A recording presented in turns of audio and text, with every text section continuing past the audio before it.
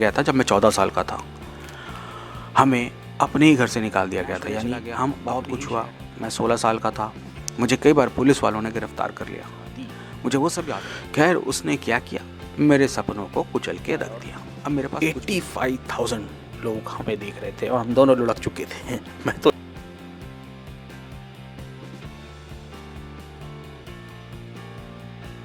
आपको ये बताने की बजाय कि मेरे हिसाब से आपको क्या करना चाहिए या मुझे लगता है कि आप कैसे और बेहतर हो सकते हैं, मैंने सिर्फ ये सोचा कि मुझे बस दिल से बोलने दो, पूरे दिल से। और मैंने वास्तव में कुछ भी तैयारी नहीं की, लेकिन मैं आपको ये चीज़ ज़रूर बताऊंगा कि कौन कौन सी चीज़ें हैं जो मेरे लिए काम कर गई, और हो सकता है जो मेरे लिए काम करने वाली चीज़ें हैं हो सकता है आपके लिए भी काम कर जाएं, क्योंकि आप सभी के अपने अपने लक्ष्य होंगे, अपने अपने महत्वाकांक्षाएं होंगी। तो ये विचार या धारणा कि आप कुछ भी हो सकते हैं, जो आप चाहते हैं, जो कुछ भी आप चाहते हैं उसे पूरा कर सकते हैं, ये बिल्कुल सही है। हम ये बचपन से सुनते आए, आपने भी सुना जब आप छोटे थे, आप अब भी सुनते होंगे, तो आप पहले से ही बहुत अच्छा कर रहे हैं, आप ये जानते हैं। लेकिन जिस चीज़ ने मेरे लिए काम किया है वो है अपने कठिन समय को याद रखना। मुझे यकीन है कि आप सभी के पास अपने अपने तरीके होंगे, लेकिन मैं आपको अपने तरीके बताने जा रहा हूँ कि कौन सी चीज़ ने मेरे लिए ज़िंदगी में काम किया। तो ये बात मेरी किसी भी बड़ी फिल्म के रिलीज़ होने के पहले की है, जब मैं WWE के साथ कुश्ती कर रहा होता था और एक रेसलमेनिया मैच, जो काफ़ी बड़ा मैच होता था, एक पहल को ठहरता और खुद को याद दिलाता कि ठीक है, मुझे बेघर कर दिया गया था जब मैं 14 साल का था। हमें अपने ही घर से निकाल दिया गया था, यानी हम अपने ही शहर हवाई में नहीं रह सकते थे, क्योंकि रहने के लिए कोई जगह ही नहीं थी। मैं नैशविल चला गया, बहुत कुछ हुआ। मैं 16 साल का था, मुझे कई बार पुलिस वालों ने गिरफ्तार कर लिया, मुझे वो सब याद रहेगा। और जब आज मैं अपने आसपास नज़रें घुमा करके देखता हूँ तो सोचता हूँ, ओ माय गॉड, ये सब तो वही है जो मैंने एक बच्चे के तौर पे सपना देखा था। ओ माय गॉड, मैंने कर दिखाया, आई डिड इट। मैंने मायामी विश्वविद्यालय के लिए खेला और भी बहुत सारी अमेजिंग टीम्स के साथ खेला। वॉरेन सैप, रे लुइस मेरे साथी थे, वो बॉलिंग कर रहे थे। आपको एक किस्सा सुनाता हूँ। उस समय वॉरेन सैप टाइट एंड खेल रहे थे और मैं डिफेंसिव टैकल शुरू कर रहा था। और हाँ, उन्होंने जो डी लाइन थी वहाँ पर मुझे भेजा और मेरी तरफ देखा और कहा, ओ डूड, मैं तुम्हारी जगह लेने जा रहा हूँ। मैंने पलट के कहा, तू नहीं ले सकता, नहीं ले पाएगा। उन्होंने कहा, लेने जा रहा हूँ। मैंने कहा, तुम नहीं ले सकोगे।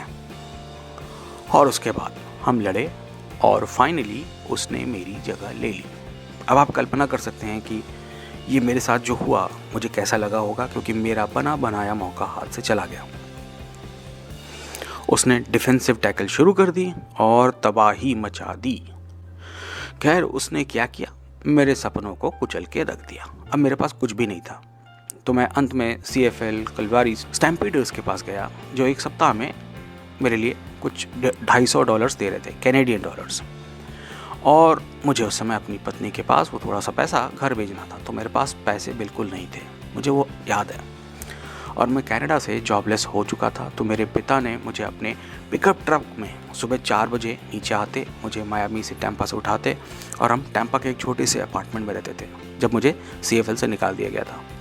तो पिता ने मेरा साथ दिया और मैंने सोचा, यार लाइफ ने तो मेरी लगा दी है, मैं घर छोड़ देता हूँ, जैसा आप में से कई लोगों ने घर छोड़ा भी होगा। मैं दुनिया से निपटने के लिए तैयार था, सपनों को पाने के लिए, अपने सपनों और लक्ष्यों को पाने के लिए। मैं 22-23 साल की उम्र में देखा कि मेरे सपने कुचल दिए गए। अब मुझे अपनी माँ और पिताजी के पास वापस जाना पड़ा। मैं महान टीमों में खेल चुका था, लेकिन एक सेकेंड, ये मेरा फ्यूचर नहीं था। मैंने सोचा कि मुझे अभी तो NFL में होना चाहिए, मुझे बहुत सारे पैसे बनाने चाहिए और अपने सका। तो मैंने अपना बटुआ निकाला, सोचा मुझे देखने दो कि मेरे पास कितने पैसे हैं। खोला तो देखा उसमें $5 और कुछ सिक्के थे, और फिर टोटल किया तो लगभग $60 तक हो गए। तो मुझे लगा कि भगवान है भी कि नहीं। मेरी जेब में उस समय सब मिला के $60 थे। तो अब मैं क्या करूं, कहाँ जाऊं? अब मैं CFL में वापस भी नहीं जा सकता था। तब लाइफ में वो पॉइंट आता है जब आप उस आवाज़ को सुनते हैं, और इसलिए मैंने वो आवाज़ सुनी। तो मैं आज भी उसी चीज़ पे कायम हूँ। तो बता रहा हूँ दोस्तों, कितना भी हंस लो, मजाक उड़ा लो, ये कभी नहीं भूलना कि लाइफ ने बैंड बजा रखी है, ये मत भूलना। यही चीज़ मेरे लिए काम करती है। किसी ना किसी दिन अगर टॉप पर भी हो, सब कुछ ठीक ठाक चल रहा है, फर्स्ट क्लास चल रहा है, तो भी तुम्हें कहीं ना कहीं एक तकलीफ़ तो ज़रूर रहनी चाहिए, और ये तकलीफ़ होनी ही चाहिए। और तब गुस्से में खेलना, और मैं गुस्से में ही खेलता हूँ। थोड़ा बहुत अप्रोच में शांत हूँ, बट जब भी फील्ड पे कदम रखता हूँ, और फील्ड मेरे लिए मूवी सेट, तो आपसे हमेशा कुछ नफ़रत करने वाले लोग मिलते ही रहते हैं। और नफ़रत करने वाले क्या कहते हैं, बोलते हैं, अरे तुम यार कितनी फिल्में बना रहे हो, कितना काम करते हो, क्यों करते हो? और मैं कहता हूँ, हाँ मेरे सपने हैं, मेरी एम्बिशंस हैं, क्यों नहीं कर सकता, मैं ये कर सकता हूँ। और जो मैं करता हूँ उससे बहुत प्यार करता हूँ। और इतना ही नहीं, हम किस दुनिया में रोज़ काम नहीं करते, बता दो। तो आज भी लाइफ की लगाने वालों की कोई कमी नहीं है। और मैंने जैसे कहा, मैं गुस्से में खेलना शुरू किया था, आज भी मैं गुस्से में ही खेलता हूँ। मेरा आखिरी मैच था ब्रॉक लेसनर वाला। तब मुझे एहसास हुआ, अगर मुझे किसी चीज़ में महान होना है, और मैं हॉलीवुड और फिल्म निर्माण, मनोरंजन की इस दुनिया में कुछ अलग करना चाहता हूँ, अलग मकाम बनाना चाहता हूँ, तो मुझे ऐसा कुछ करना होगा जो ज़बरदस्त हो। जाहिर है, जब आप कुछ करने के लिए कमिटेड होते हैं, तो आप अपने लक्ष्य के लिए पूरी तरह से जुड़ जाते हैं। मैं चुपचाप रिटायर सा हो गया था। 2 साल बाद मैंने सोचा, मैंने अपने करियर के साथ क्या किया, क्योंकि मेरी फिल्में अच्छी नहीं चल रही थी, और मुझे बिल्कुल फ्लॉप हीरो समझ लिया गया था। ये 2006-07 के आसपास की बात है। ये एक हिम्मत वाला साहसी कदम था, या एक बेवकूफ़ी भरा कदम, मुझे नहीं पता, लेकिन मुझे अपने दिल की बात सुननी ही थी। और कठिन समय में अपने दिमाग के आगे दिल को रखने में ये मेरी मदद करता है, क्योंकि इस चीज़ से मैं बड़े बड़े क्षणों से लड़ने की हिम्मत लेता हूँ, और इन क्षणों में मुझे एक अलग दृष्टिकोण के साथ लड़ने की इजाज़त मिलती है। तो ये तरीका मेरे लिए काम करता है। जब भी मैं मुसीबत में हूँ और मेरा सामना किसी ऐसे के साथ हो जो बहुत ही टफ हो, बहुत ही कॉम्पिटिटिव हो, तो मैं ऐसे ही खेलूँगा। अच्छा, इसका ये मतलब बिल्कुल नहीं है कि मैं मुस्कुराता नहीं हूँ, इसका ये मतलब बिल्कुल नहीं है कि ना मैं हंसता हूँ ना मजाक करता हूँ। मैं बहुत खुशदिल आदमी हूँ, लेकिन जब बात काम की हो तो फिर कोई फ़र्क नहीं पड़ता कि सामने कौन है, मैं झुकेगा नहीं साला। मेरे लिए सोचने की बात थी कि ये सब कहाँ से शुरू हुआ, क्या बेसिस था, क्या मेरी महत्वाकांक्षाएं हो सकती हैं आप सभी की, जो बहुत सबसे ज़्यादा महत्वपूर्ण है, मैं ये कहूँगा। मेरे पास लेकिन एक ही सूत्र है, कुछ भी कहो, मेरे पास एक ही सूत्र है, और वो है हसल, मेहनत, कड़ी मेहनत। तो हर दिन सुबह 4 बजे उठना, और मेरी हर चीज़ को इस थॉट पर आधारित करना कि कोई भी मुझसे ज़्यादा काम नहीं कर सकेगा।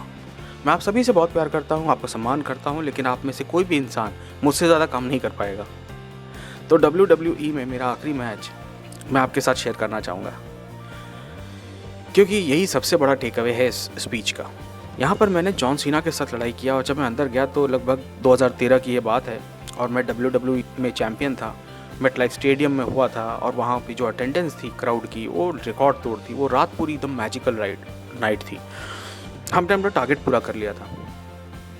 तो मैंने जॉन सीना के साथ जो कुश्ती की प्लानिंग बनाई थी, वो कुछ 45 मिनट की योजना बनाई थी, और ये सब बिना रुके, बिना किसी इंटरप्शन के, बिना पॉज प्ले के वो सब करना था।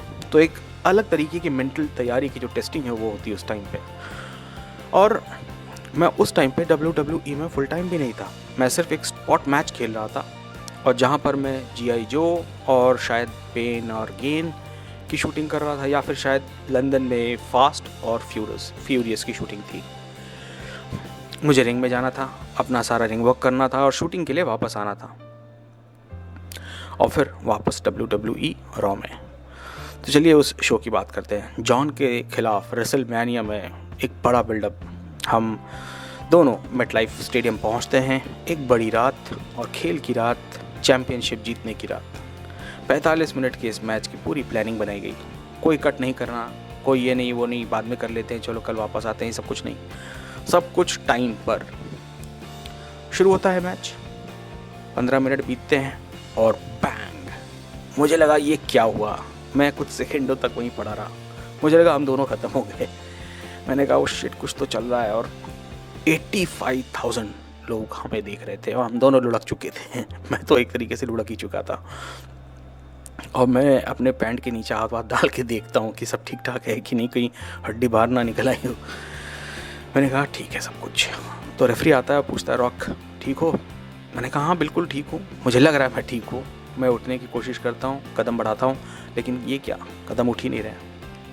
मुझे लग रहा है अब मैं शायद चल नहीं पाऊँगा। मुझे अपने पैर को मोमेंटम के लिए इस्तेमाल करना था, लेकिन मैं कर नहीं पा रहा था। और उस पल में आपको ये डिसाइड करना होता है कि आप क्या करने जा रहे हैं। क्या मैं खेल में बना रहूँगा, अपनी टीम के लिए कमिटेड? शायद हम सभी की लाइफ में ऐसे पॉइंट्स आते हैं। तो ये वो एक पल था, एक ऐसा निर्णायक पल था जो मुझे ऐसा लग रहा था कि मैं शायद गया, मेरा काम हो गया, मैच ख़त्म हो गया। या फिर दूसरा ऑप्शन है, नहीं चलते रहो और ये डिसीजन भी कर सकते हो। मैंने कहा नहीं, चलते रहो। मैंने रेफरी से पूछा कितना समय बचा है, उसने बोला 32 मिनट्स। मैंने कहा ठीक है। और मैंने पूरा मैच, पूरा कुश्ती लड़ा और मैं हिल नहीं सकता था। मुझे डर लग रहा था कि मैं सोच रहा हूँ यार क्या करूँ, अगर मैं पिंच भी करूँगा तो क्या करूँगा। और ऐसे में आपका दिमाग आपके साथ खेलने लगता है। 85,000 लोग हैं और एड्रेनलिन का फ्लो बढ़ रहा है, लेकिन मेरा डर भी है कि अगर मैंने अपना पैर खो दिया या मेरी कोई आर्टरीज में कुछ ब्लास्ट हो गया तो क्या होगा। जो मैच की अंतिम मूव थी, उनकी एक फिनिशिंग मूव थी और मुझे याद था कि मैं उठ रहा था और मुड़ना था और मुझे गिरना था और मेरा जो ओपोनेंट था वो मुझे मारने वाला था। मुझे याद है कि मैं खुद भगवान से बोल रहा था, भगवान इसे ज़्यादा बुरा मत होने देना, मेरा ध्यान रखना, मुझे ज़िंदा रखना। धड़ाम, बूम। मुझे नहीं पता कि क्या हुआ और लकीली मैच ख़त्म हो गया और उसने मुझे 1, 2, 3 से पिन कर दिया। अब मैं हिल नहीं सकता था, नर्वस हो चुका था। जेट पे चढ़ तो गया, फ्लोरिडा में अपने डॉक्टर के पास पहुंचा और MRI में पता चलता है कि मैंने अपने एडिक्टर को पूरी तरीके से फाड़ दिया। मेरे एडिक्टर के ऊपर और मेरे पेल्विस के कॉर्ड के ऊपर पूरा हिस्सा पूरी डेंजरसली फट चुका था। पर मुझे अपने कंफर्ट जोन से बाहर निकलने पर गर्व था।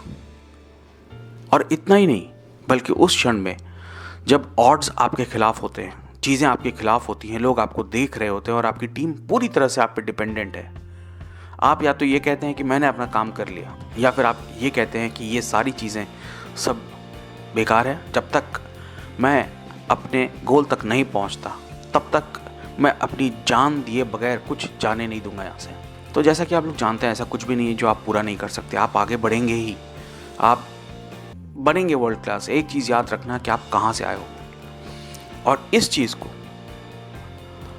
ध्यान रखिए हमेशा कि आपके आसपास चीज़ें आएंगी जाएंगी, लेकिन कहीं ना कहीं आपके साथ जो हुआ है वो आप ज़रूर याद रखिए। आपको अपने दिल में उस चीज़ को रखना पड़ेगा और इसी चीज़ से मेरा काम बना है। आपके पास दुनिया भर का टैलेंट हो, सब कुछ हो, लेकिन ये याद रखिएगा, जब तक आप सबसे ज़्यादा मेहनत कर रहे हैं और अपने दिल के दर्द को साथ में लेके चल रहे हैं और उसी से ताकत निकाल रहे हैं, तब तक आप हर मौके पर चौका लगाते रहेंगे।